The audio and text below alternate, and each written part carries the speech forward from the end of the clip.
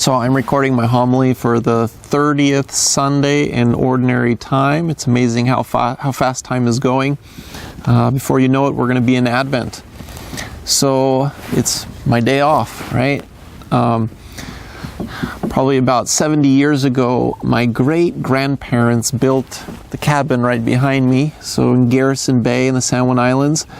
And it is a beautiful, beautiful place. And cabin is same as when it was built. So it's nice to be able to come up here every once in a while. It's very peaceful here. So when I was younger, there was a time I wanted to be a veterinarian. And so I would read all kinds of books on animals, all the animals that I liked. And so one day my mom took us to the library and I found this big, huge book on veterinary medicine, and I thought, this is going to be perfect. If I just read this, I'm set, right? So I checked the book out, brought it home, and every single page, one after another, was just illnesses and diseases and all these horrible things that animals get. And there were pictures, and it was gruesome. And so I took the book and I closed it. And I said, I am never going to be a veterinarian. I like healthy animals. And so I realized that my love for animals really only went so far. I think this ties in with our readings today. So you have the story of the Pharisee and the tax collector, and they both go to the temple to pray. But there's a huge difference between their prayers. And so the Pharisee is kind of like how I was. The Pharisee is meant to be a doctor. He's meant to be a doctor of someone, of the people whom he serves. He's a pastor, right? And so kind of like as a Catholic priest, I'm supposed to be, or we are supposed to be doctors of people's spiritual lives. The Pharisee was the same way, and there was a problem. He didn't like sick people, people who had illnesses of the soul, people who were struggling in their spiritual life. And so that would be like a doctor who doesn't like to be around people who need help. It would be horrible. It would be a pathetic doctor. So I'm going to go in, we're going to talk a little bit about the Pharisee, okay?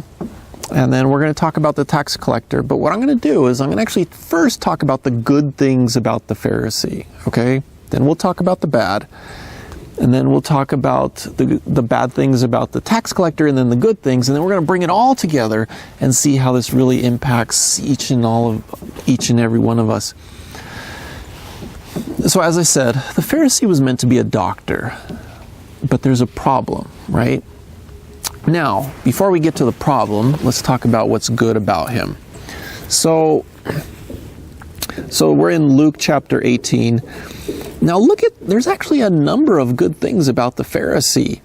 So let's assume he's being honest in his prayer. And so he says, "Oh God, I thank you that I am not like the rest of humanity, greedy, dishonest, adulterous, or even like this tax collector. Okay, I fast twice a week, and I pay tithes on my whole income." Okay, let's assume he's being honest. Now, what are the good things? Well, he's not greedy, because he just said he's not greedy. Now, is that a good thing? It's a good thing that he's not greedy, okay? He's not dishonest. That's a good thing, right? That's in our leaders and our shepherds, we want them to be honest. He's not adulterous. He's not cheating on his wife. He's a pretty good guy. I mean, we've got a pretty good guy here. Okay? Now, let's go even a little bit deeper with him. He says he fasts twice a week. I want you to think for a minute. Do you know anyone who fasts twice a week? Do you know anyone who does that? That's incredible discipline. I only know one or two people that fast twice a week, and they're actually really, really holy guys. Their lives are far better than mine. I have a goal, and that's to give up one meal every Friday. About 90% of the time, I am not successful. My stomach starts growling around lunchtime, and I'm going to eat lunch. So my level of discipline is nowhere near even the Pharisee. He's a pretty good guy, right? Okay, he pays tithes on his whole income. Now, what is the biblical tithe? The biblical tithe is 10% of your income. Think for a moment. How much do you give of your whole family income, your total net income? How much do you give to charity? To your church, to other organizations for charity? Let's say a family makes about $70,000 a year, okay? So what's 10% of that? 10% is $7,000.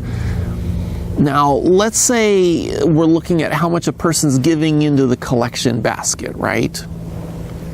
Well, let's divide it by the number of weeks there are. Let's say approximately 50 weeks in the year, okay? Just to round off here.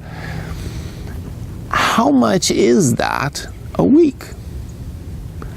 Well, at one Mass, again, I haven't done the math, but at one Mass, somebody said about $140 a week. That's a lot, right?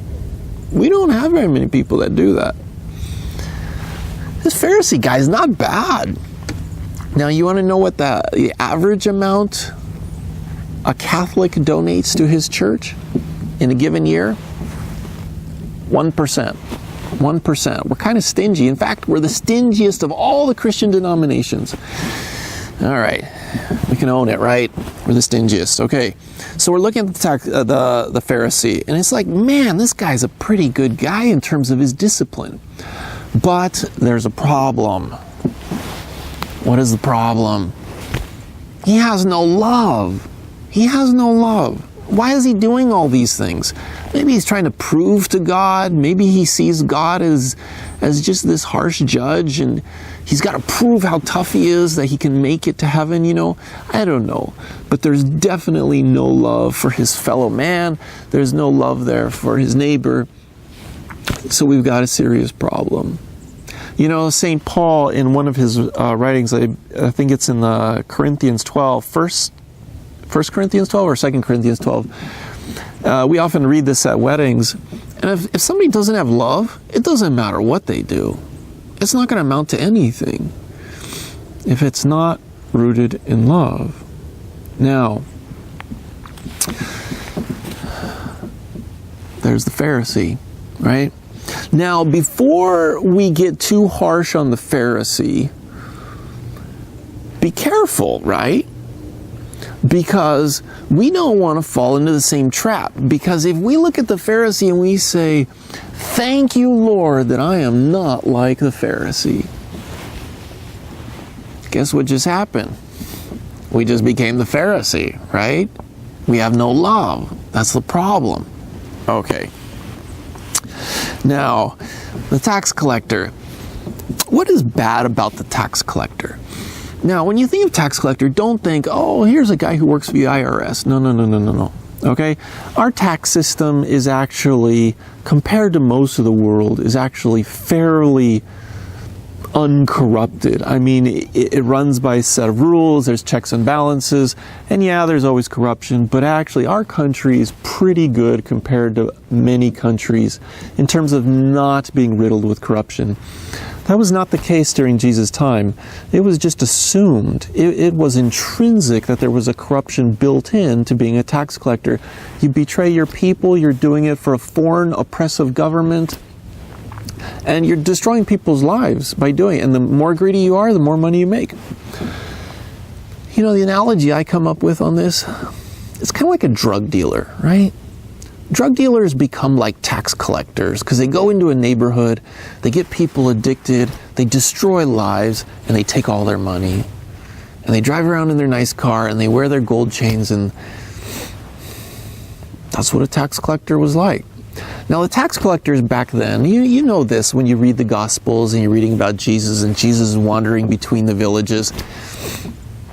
And the tax collectors are always with the other sinners. And so everybody who was ostracized, everybody who's outside the system, if you will, outside the community, the rejects, they kind of hang around together. And so you always had the tax collectors, the prostitutes, the sinners. They were always together. And so like whenever they threw a party, it was a wild party, right? It was with all the sinners. Now, that's the bad thing. What's the good thing about our tax collector today? He has a one-line prayer. If you ever wonder how to pray, a tax collector is going to give you a pretty good prayer to pray today. Very simple. Oh God, be merciful to me, a sinner. He recognizes that he's a sinner, right? But what he also does is he recognizes he needs to be healed, and God is the only one that can heal him. And so really what he's doing is he's being a good patient, right? Think of a doctor and the doctor's patient. He's being a good patient. Have you ever gone to the doctor and not fully disclosed what the doctor needed to know in order to make an accurate diagnosis because we were ashamed, because we were embarrassed, right? When, are you getting enough exercise? Oh, yeah, I'm getting exercise. Yeah, you're not getting exercise, right? And are you eating healthy? Well, yeah, I'm eating healthy, except for the bacon and eggs every morning and, a doctor can't be a good doctor if he doesn't have a good patient. And that means that the patient is humble, honest, and wants to be healed. Right? And so the tax collector, he's being a good patient. He's cooperating. He's submitting his life to the divine physician, to the doctor. Now I want to go into a little bit about what it means to be a good patient. Well, I already went into what it means to be a good patient, right? We want to be a good patient. What it means, though, to be a good doctor. And you know what? It's starting to rain. All right, I better hurry up here. So, to be a good doctor. Now, I'm going to bring this up not because I don't want you looking at me and saying, okay, Father Peter, you're the doctor, right? You're the priest. Yeah, that's true. But if you're baptized, if you're confirmed, if you're receiving the Eucharist every Sunday, you're a doctor. You really and truly are a doctor. As a priest, I can't be present to everybody. Now we have the divine physician, but we are created in his image and likeness. And therefore we are created to be doctors of some sort in our own family, community. So you don't get off easy. Now, what does it mean to be a good doctor? How do we become a good doctor? So a good doctor, first of all, recognizes the illnesses in the community, recognizes the illnesses that are present in an abstract form, so you understand what things are good and what things are bad, right? By being able to do that, then, the doctor can then get to the second step. So I want you to think for a moment, do you understand what plagues our world? Do you understand the illnesses, the spiritual illnesses that are plaguing our world right now? And I don't mean 100 years ago, or I mean today. What are the things that are plaguing our world today? All right. Because that's the first step to being a good doctor. You have to know that. It's kind of like a doctor who was in school. They had to learn those things. However, if we allow our knowledge of those illnesses to cause us to be repulsed by people who have those illnesses, thank you, Lord, that I am not greedy. That's an illness. I'm not dishonest. That's an illness. I'm not adulterous. That's an illness, right? So he recognizes the illnesses, but then he uses that to avoid them. He's a pathetic doctor. Do we do that, right? Do we lock ourselves in our gated communities? Do we pull away from the people who have illnesses? Or as Christians, do we actually become excited by the opportunity to heal? Because if not, we're a Pharisee. And I'm going to put it point blank. The Pharisees do not go to heaven. And I don't mean this guy in the story, I mean us. If we're Pharisees, we do not go to heaven. And if you don't agree with me, I dare you to find a scripture passage that proves me wrong. Because Jesus says that many times. Okay. We understand the ailments. But if we use it to judge, we just became a Pharisee. If we use it to understand how to heal, then we're still on the path to being a good doctor. Now, in order to become a good doctor, we have to be able to take that and then to recognize the symptoms in the people around us. Now, the first thing we do is we look at ourselves. We look into our own heart and mind and soul, and we recognize our own illnesses, and that's how we grow spiritually. That's how we continue to be a better disciple. A disciple is a student. That's what disciple means. And so we keep growing as that student to recognize the symptoms of the illness. Somebody's teenage son, teenage daughter, all of a sudden, just kind of like flipping a light switch, begins to tell lies to the parents. But like, not one lie, but I mean like many lies. Like they're covering up something that's changed in their life and it hasn't changed for the better. And so the parent can say, all right, they're lying. It's a symptom. It's a symptom that there's something wrong, right? Husband and wife, you used to have this great communication.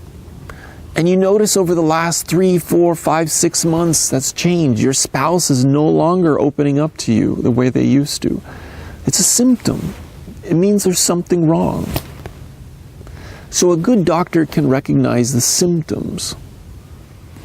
Whether it's a symptom of somebody who's becoming more greedy, more dishonest, more adulterous, whatever it may be. When I was in Europe for a week, my brother came over and we spent the week together, and there's this one point, I think we were in the elevator in the hotel, and he just kind of looks point blank at me and just looks right at me and he says, "Dang, Peter, you've really become impatient." And I forget exactly what I did. I think I was interrupting him, or I interrupted somebody, or I was pushing in front of somebody, or I did something. But you know what? He's absolutely right. Absolutely right. That's one of the reasons I don't like hanging around with him very much. No, just kidding, just kidding. I hope he doesn't watch this video. He saw the symptom, right? He saw my actions and he said, there's something wrong there. And you know, ever since that day, praying for patience has become part of my daily prayer. And I think I'm not getting any better. Not yet. But I'm developing a much deeper understanding of why over the last couple years I've allowed myself to become so impatient. I can't even count how many times I talk to somebody on the phone and I interrupt them because they're taking too long to give me the information I want, right? How many times in a conversation my mind is already on my next appointment and I've already moved on from the person in front of me. Why have I become so impatient? Okay, he saw the symptom. He recognized the problem with me. All right, to be a good doctor, you have to be able to do that. Now, a good doctor has to be able to take that then and then apply a cure. That's what a good doctor does. A good doctor can cure the person who's ailing spiritually. Every once in a while, we get phone calls at the office. I say maybe once every other month or every other 3 months or something like that. But somebody calls up and says, you know, Father, I think my house is possessed. I think I have demons in my house, or you know, I think somebody in my family is possessed, or you know, something about demons, and you know, usually sometimes there's a mental issue going on or something like that. It's very interesting, though only about half of those calls are from Catholics.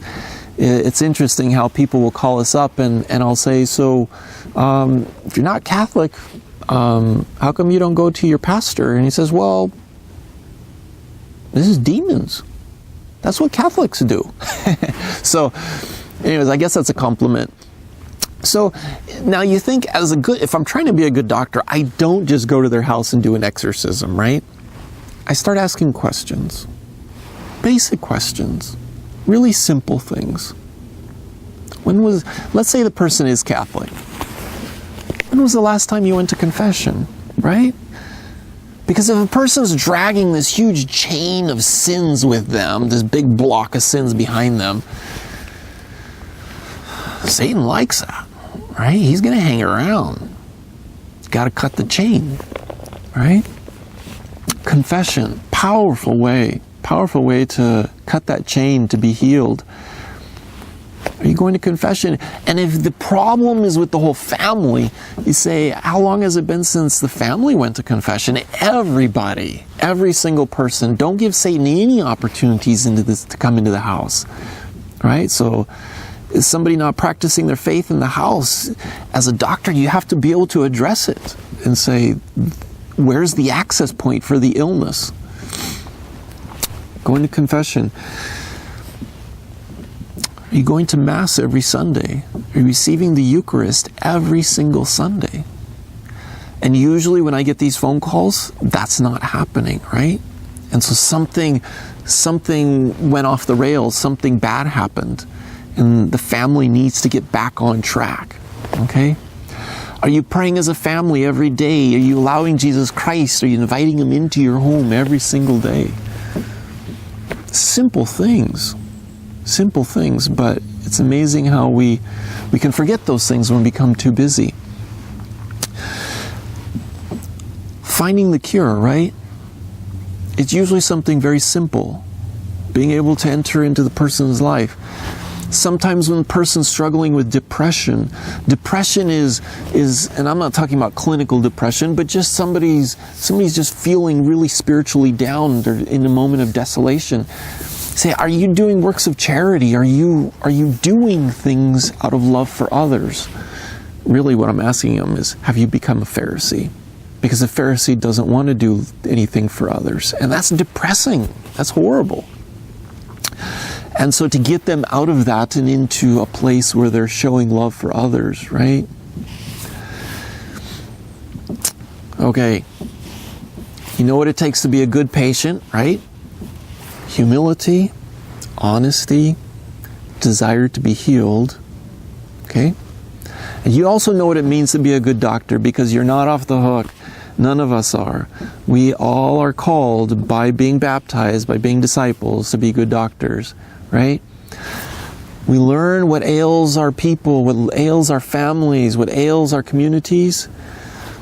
We'd be able to see the symptoms, and we were able to offer a cure. And all of that, of course, is by God's grace. All right, God bless. Take care.